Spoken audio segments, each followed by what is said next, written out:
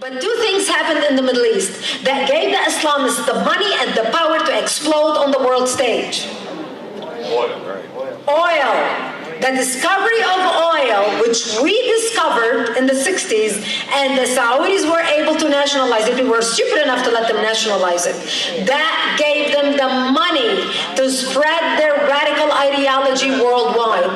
The Saudis have spent over $70 billion building mosques and Islamic madrasas worldwide. And the second thing that happened was Ayatollah Khomeini coming to power in 1979. That gave the Islamists the spiritual covering in order to move forward. So now they have the money, they have the blessing of the spiritual covering, and they exploded on the world stage. The Muslim Brotherhood wrote a plan in 1982, a 100-year plan for radical Islam to infiltrate and dominate the West and establish an Islamic government on earth. In the counterterrorism circles, this plan became known as the Project.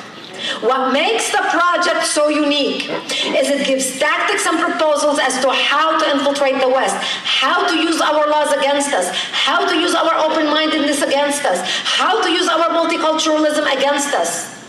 They talk about how to start non-profit organizations and human rights organizations and civil organizations and maintain the appearance of moderation in order to advance the radical Islamic agenda in the West.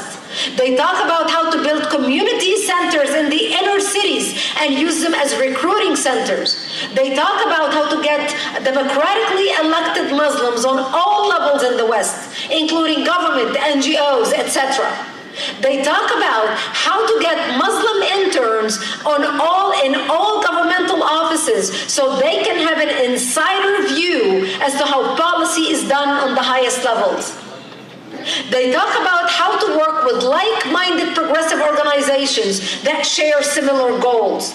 For example, this is why when you see CARE, the Council on American Islamic Relations, working with the ACLU, you scratch your head and you think to yourself, how can these two people work together? What do they have in common? But the ACLU is being used as the useful idiots at the hands of CARE, an organization with an agenda.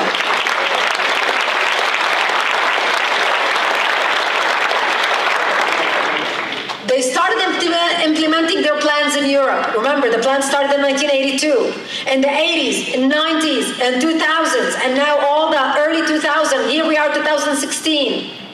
Europe has morphed from Europe to Eurabia. Europe is no longer the place you used to go visit. Right now, as I'm speaking to you, there are 85 Sharia courts operating in Britain right now, parallel to British courts. Right now. In France alone, they have 725 no-go zones. 725. This is the little dirty secret that nobody wants to talk about. And you wonder what France is all of a sudden shocked. Why do they have such an Islamic problem and how can they pull such terrorist attacks? That's why. But what we are seeing in Europe right now is a preview as to what's coming to the United States. Because they are moving forward with their plan much faster than what we had anticipated. Because remember, they wrote a 100-year plan for radical Islam to infiltrate and dominate the West and establish an Islamic government on earth. They already established an Islamic government. They didn't need to wait 100 years. They established it within 30 years after writing the plan. Europe is already infiltrated and almost dominated. Gone. Europe is 1 minute to midnight. Europe is dying. America is the last man standing. So why should we be concerned about the Muslim Brotherhood in America? Because they wrote the plan for the destruction of the United States in 1991. Here is the plan. The plan is titled مذكرة تفسيرية للهدف الاستراتيجي العام للجماعة في أمريكا الشمالية. Yes, I do speak Arabic and I do read Arabic. The title in English is an explanatory memorandum on the general strategic goal for the group in North America, written in 5/22/1991.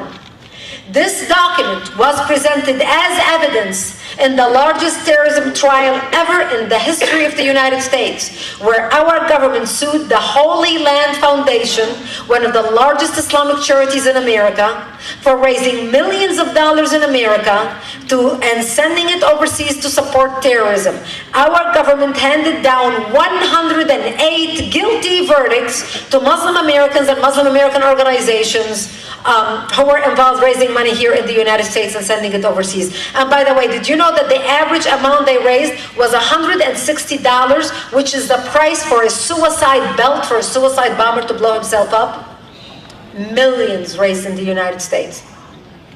So that's the plan for the United States. And I'm just going to read you one paragraph out of the plan that will give you a pretty good idea of their intentions and what they are thinking.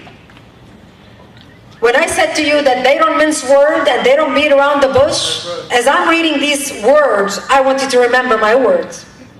The title of this paragraph is Understanding the Role of the Muslim Brother in North America. The process of settlement is a civilization jihadist process with all the word means.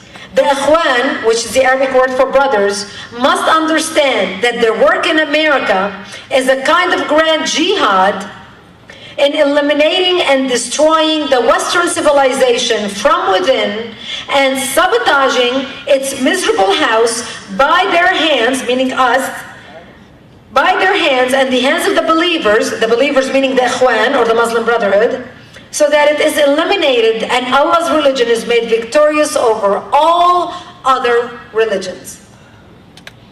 Do they mince words? No. Can they get any clearer than this? And our government knows this, by the way. This is no news to them. But the most important page about this document is the last page.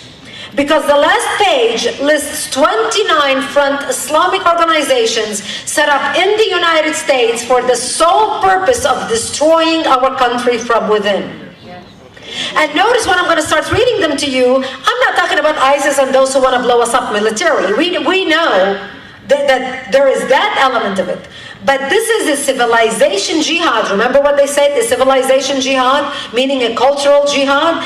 This is the cultural war that they are raging against us.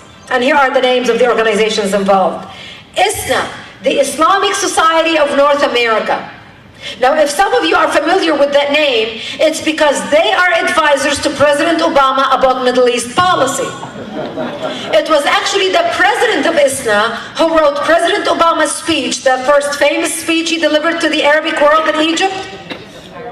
The president of ISNA wrote that speech. So we not only have the fox watching the hen house, we have the fox inside the White House talking policy in the ear of the president.